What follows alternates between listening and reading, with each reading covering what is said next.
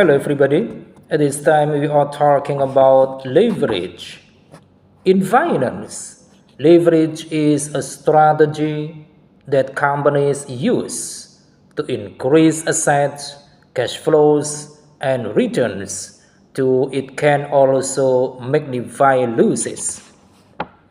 There are two main types of leverage: financial and operating.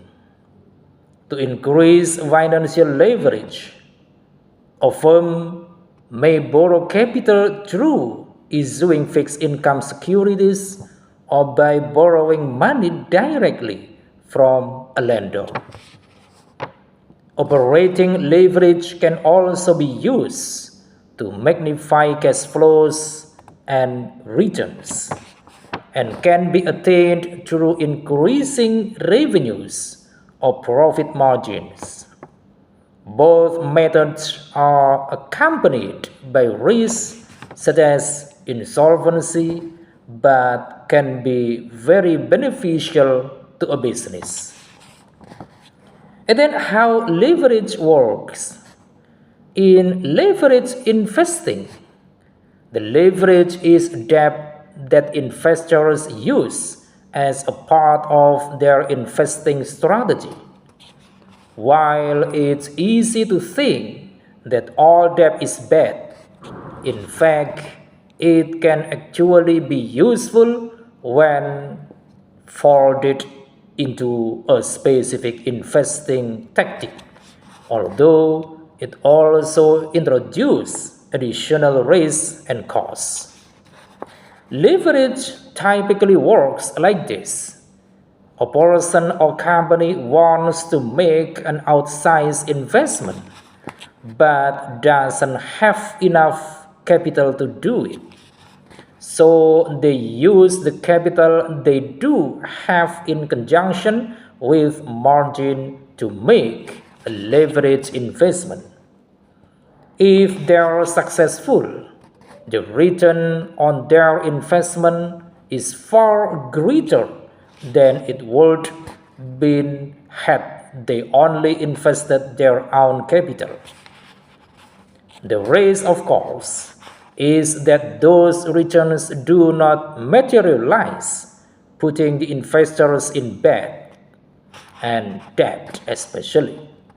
Investors will also need to consider how their overall costs could increase, as they'll likely pay interest on the money they borrow too. And then advantages of leverage.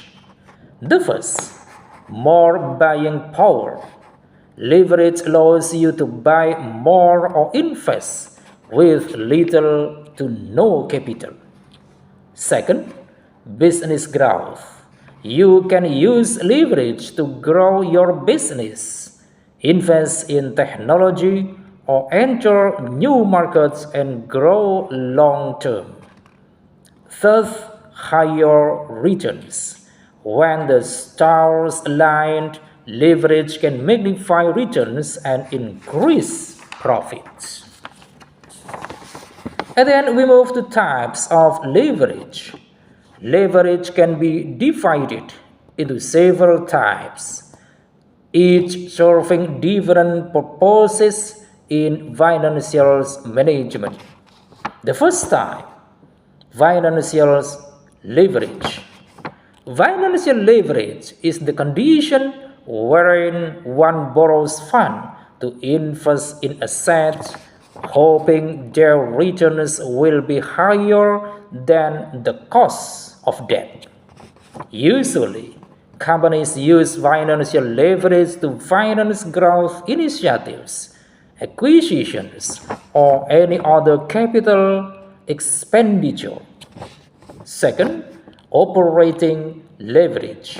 This refers to the part of a company's fixed costs in the cost structure.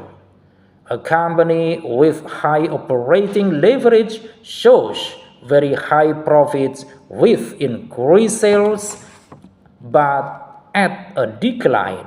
This leaves the company with the burden of fixed costs. Third, combined leverage. This shows not only financial and operating leverage, but is combined in one measure that gives an all-around view of a company's risk exposure. It reflects how fixed costs and debt together are affecting overall profitability.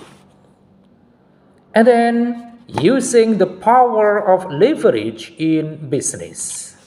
The first about marketing. Creating a world-class marketing strategy is one of the most straightforward ways to implement the concept of leverage in business.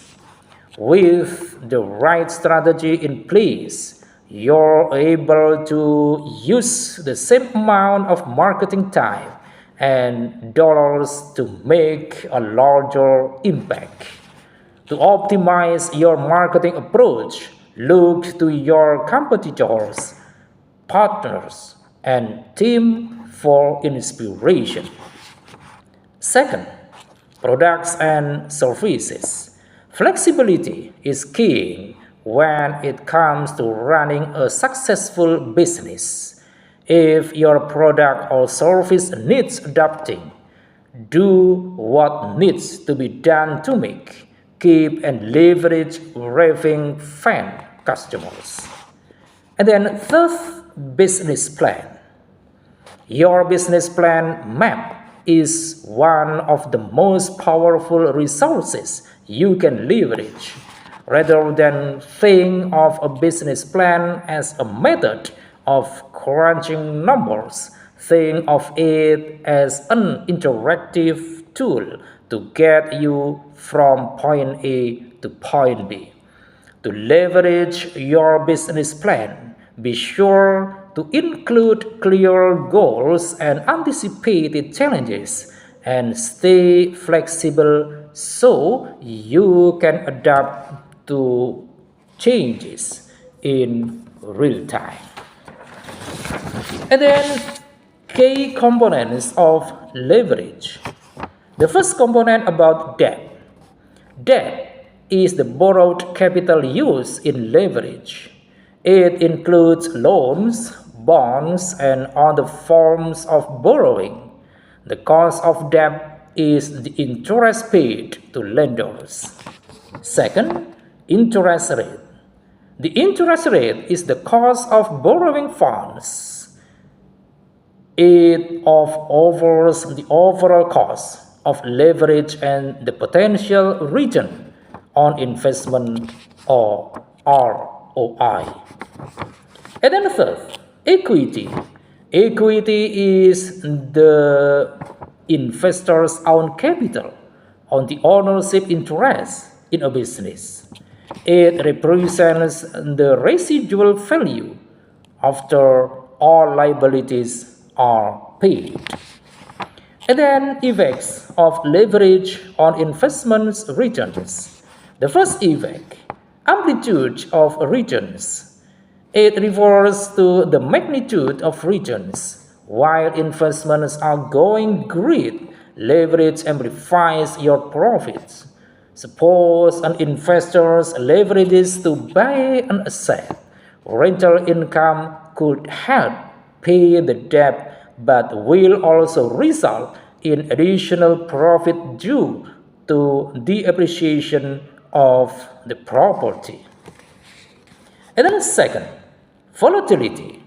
Leverage investments are typically volatile. Small movements in the underlying asset value can result in much larger movements in the investor's equity. Such volatility is especially acute in leverage trading instruments, options, and futures. Third, higher risk. Higher risk, on the other hand, in values leverage, which amplifies its losses.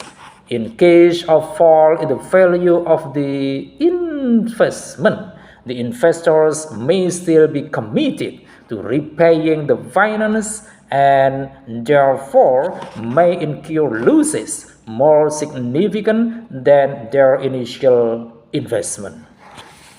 And then how leverage differs from margin. Leverage and margin are closely related concepts but serve distinct purposes. The first, about leverage, refers to the broader use of debt to increase financial capacity and returns. And margin, a type of leverage where you use existing cash or securities as collateral to borrow money to buy more securities or futures contracts. I think it is enough. Thanks for watching.